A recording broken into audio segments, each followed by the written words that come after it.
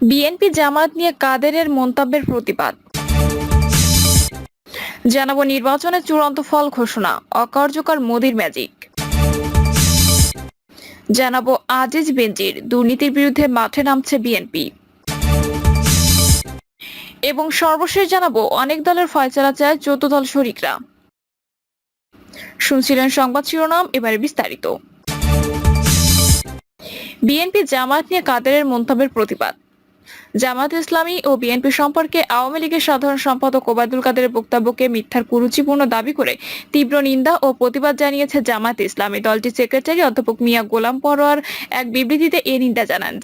Jamaat secretary বলেন, BNP মহাসচিবের কিছু মন্তব্যকে কেন্দ্র করে গত 3রা জুন এক বিবৃতিতে জামায়াত ইসলামী ও বিএনপি সম্পর্কে যেসব মন্তব্য ওবায়দুল কাদের করেছেন তা বিষোদগারপূর্ণ ও হিংসাত্মক।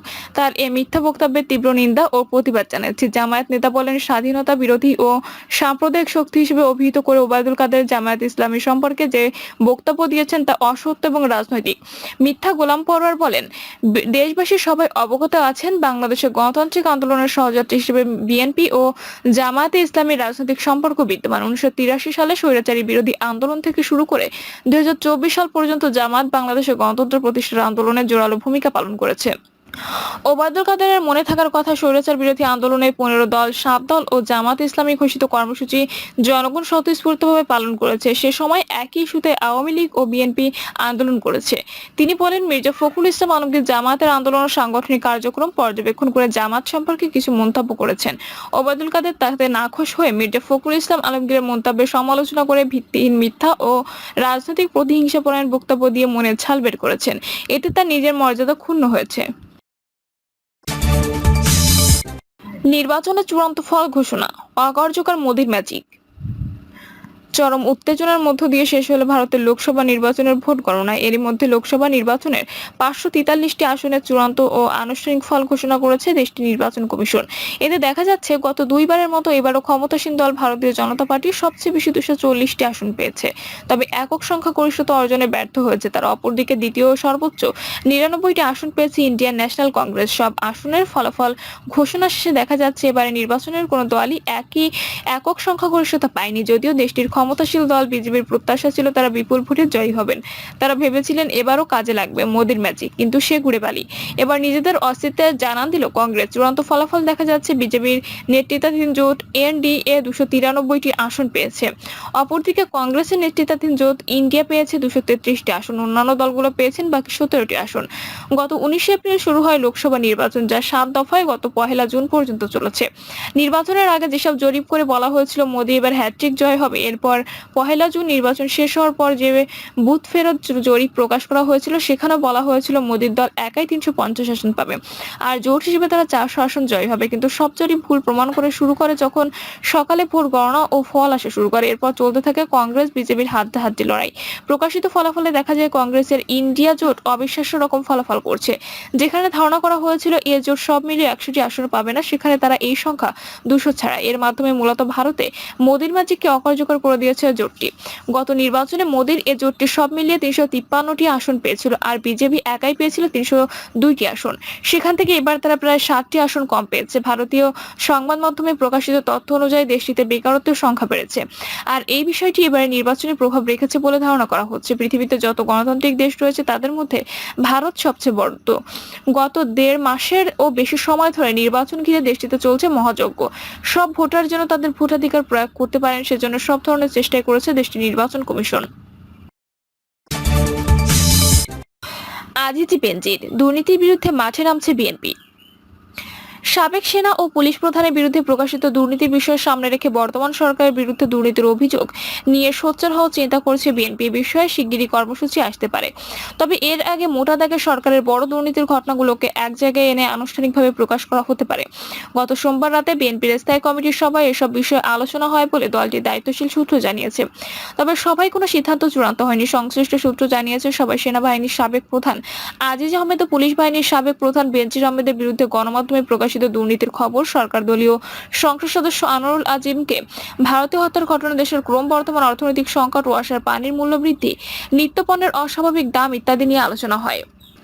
কথা বলে জানা গেছে, সভায় স্থায়ী কমিটির একাধিক সদস্য আজিজ আহমেদ ও বেনজির আহমেদের দুর্নীতির বিষয়ে সরকারের অবস্থানকে সন্দেহজনক বলে অভিমত জানান। একদিকে সরকার এই দুইজনের দুর্নীতির ব্যাপারে প্রতিক্রিয়াহীন, সরকার নিজে থেকে কোনো আইনি ব্যবস্থা নিচ্ছে না। অন্যদিকে একজনকে দেশের বাইরে যাওয়ার সুযোগ করে দিয়েছে, এটা সরকারের অভ্যন্তরীণ কোনো সংকটকে চাপা দেওয়ার একটা কৌশল কিনা সেদিকে দৃষ্টি রাখার পরামর্শ দেন স্থায়ী কমিটির একজন সদস্য। ওই সূত্র জানিয়েছে, সভায় স্থায়ী কমিটির সদস্য সালাউদ্দিন আহমেদ নেতাকর্মীদের উজ্জীবিত করতে বিএনপির জাতীয় সম্মেলন অনুষ্ঠানের কথা তোলেন। বিএনপির মহাসচিব মির্জা ফখরুল ইসলাম আলমগীর এ বিষয়ে একমত পোষণ করেন। জানা গেছে, বিএনপির ভারপ্রাপ্ত চেয়ারম্যান তারেক রহমান সম্মেলনের ব্যাপারে ভিন্ন মত জানাননি, তবে এ বিষয়ে আর আলোচনা হয়নি। তারেক রহমানের সভাপতিত্বে স্থায়ী কমিটির ভার্চুয়াল সভায় মহাসচিব মির্জা ফখরুল ইসলাম সহ সদস্যরা অংশ নেন।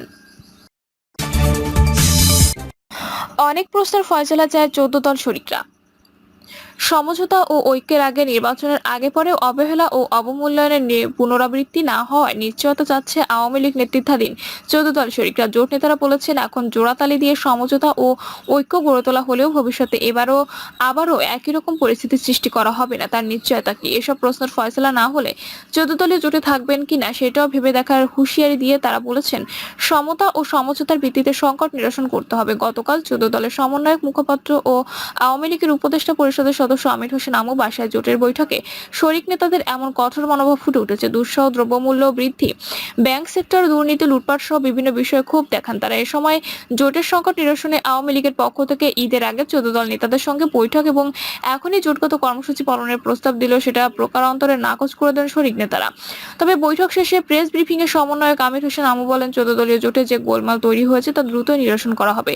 জোটের সমস্যা সমাধানে ঈদের আগে আওয়ামী লীগ নেতাদের সঙ্গে বৈঠক হবে। 14 দল সাম্প্রদায়িক শক্তি ও আন্তর্জাতিক বলয়ের ষড়যন্ত্রের বিরুদ্ধে একটি আদর্শিক জোট। বৈঠকে শরিক নেতারা বলেন, এই সরকার আওয়ামী লীগের সরকার, 14 দলের সরকার নয়। প্রধানমন্ত্রী শেখ হাসিনা ও তার সরকারের উন্নয়ন কর্মকাণ্ডের প্রশংসা করে তারা বলেন, বঙ্গবন্ধু কন্যার প্রতি তাদের আস্থা আছে, কিন্তু যেভাবে দুর্নীতি, লুটপাট ও সংকট বাড়ছে তাতে শেখ হাসিনার মর্যাদা ও দেশের উন্নয়ন ম্লান হচ্ছে। দ্বাদশ জাতীয় নির্বাচন ঘিরে প্রধান শরিক আওয়ামী লীগের সঙ্গে শরিকদের দূরত্ব কমানো, মান অভিমানের অবসান এবং জোটকে সক্রিয় করার লক্ষ্য নিয়ে 14 দলের এই বৈঠকটি বসেছিল। এর আগে গত 23 মে আওয়ামী লীগ সভাপতি শেখ হাসিনার সঙ্গে শরিক দলগুলোর শীর্ষ নেতাদের বৈঠকেও নিজেদের ক্ষোভ বিক্ষোভ তুলে ধরেন তারা। জোটের শীর্ষ নেত্রী শেখ হাসিনা বলেন, 14 দল আছে, থাকবে, জোটকে সক্রিয় করা হবে। সেই সঙ্গে শরিকদের নিজেদের সুসংগঠিত ও জনপ্রিয় করার তাগিদ দেন। গতকাল বৈঠকে প্রধানমন্ত্রীর এমন বক্তব্যের ইঙ্গিত করে বাংলাদেশের ওয়ার্কার্স পার্টির সভাপতি রাশেদ খান মেনন বলেন, আমাদের দলের অবস্থান জনসমর্থন ও ভোট নিয়ে প্রশ্ন তোলেন। এসব জেনেই তো আমাদের জোটে নিয়েছে। নির্বাচনে আসন সমঝোতার নামে অসম্মান ও অমর্যাদাকর পরিস্থিতিতে ঠেলে দিয়ে দলীয় সক্ষমতা নিয়ে প্রশ্ন তোলার কোনো কারণ নেই। জাসদ সভাপতি হাসানুল হক কিন্তু তার আসনের নির্বাচন নিয়ে কারচুপি ও ভোট কেটে নেওয়ার অভিযোগ তুলে বলেন, এখানে আওয়ামী লীগ নেতাদের নির্দেশে ও সহযোগিতায় প্রশাসনিক ভোট কেটে নিয়েছে।